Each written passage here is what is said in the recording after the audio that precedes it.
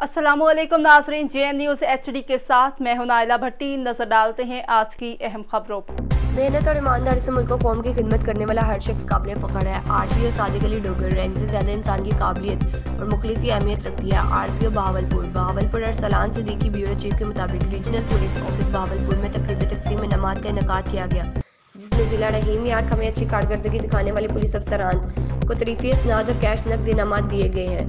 RPO ने अफसरान से मीटिंग की और इनसे दौरान ड्यूटी दरपेश मसाइल भी पूछे।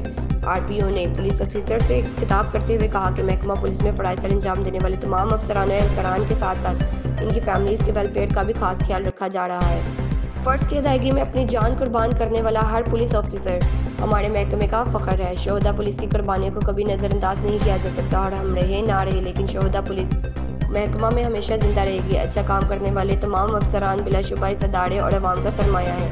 मेहनत और ईमानदारी से मुल्क और कौम की खिदमत करने वाला हर शख्स काबिल फ़ख्र है। मेरे नज़दीक रैंक से ज़्यादा इंसान की काबिलियत और दूसरों के साथ इस इंसान की मुखलिसी ज़्यादा अहमियत रखती है। अपने बच्चों को भी यही नसीहत करें कि चाहे वो किसी भी अदारे में और किसी भी ओहदे पर काम कर रहे हैं, अपने काम को फ़र्ज समझ कर करें, अपने पेशे से मुखलिस रहें और जो लोग आपसे उम्मीदें लगा कर बैठे हैं इन्हें मायूस ना करें।